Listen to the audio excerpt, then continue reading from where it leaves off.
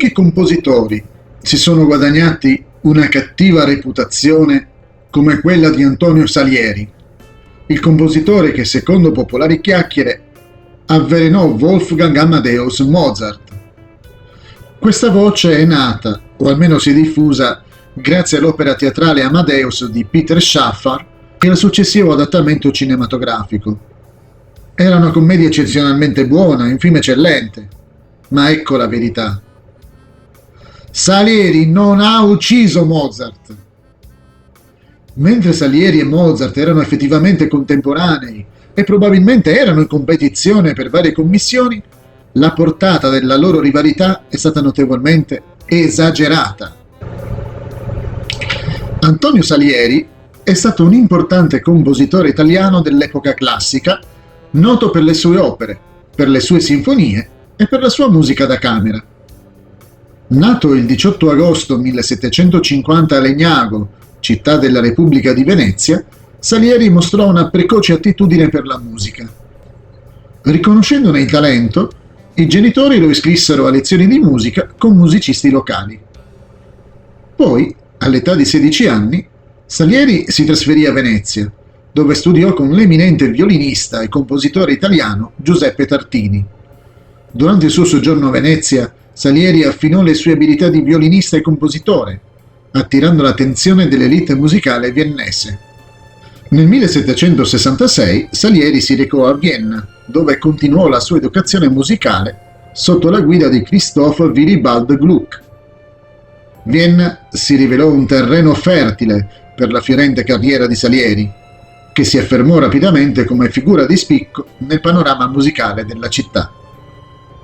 Il talento e la dedizione a Salieri valsero il patrocinio dell'imperatore Giuseppe II, grazie a cui nel 1788 fu nominato compositore di corte.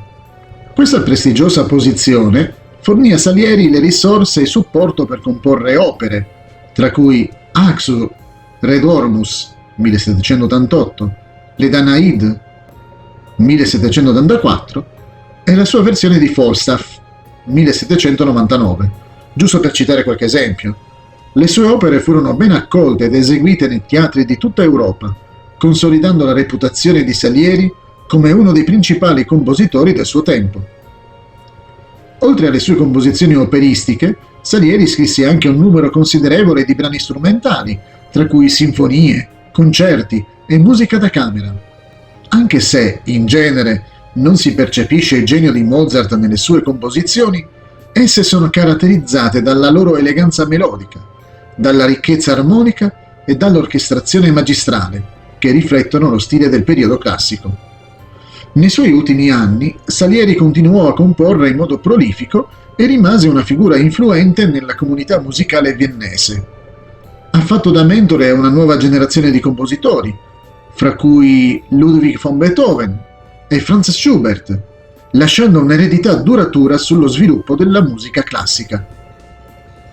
Antonio Salieri morì il 7 maggio 1825 a Vienna, lasciando dietro di sé un corpus di opere ricco e variegato che continua a essere apprezzato ed eseguito fino a oggi. Nonostante le successive polemiche che circondano il suo rapporto con Mozart, i contributi di Salieri al mondo della musica permangono come testimonianza del suo talento e della sua dedizione. Quali sono alcune delle composizioni principali di Salieri? Tra le opere ricordiamo Armida, Falstaff e La scuola dei gelosi, un'opera buffa. Tra le opere corali vogliamo menzionare La passione di Gesù Cristo, oratorio per coro, orchestra e solisti, e i Requiem in do minore. E fra le opere orchestrali e i concerti ricordiamo la Sinfonia in Re maggiore, la veneziana, e infine il concerto per pianoforte e orchestra in Si bemoll maggiore.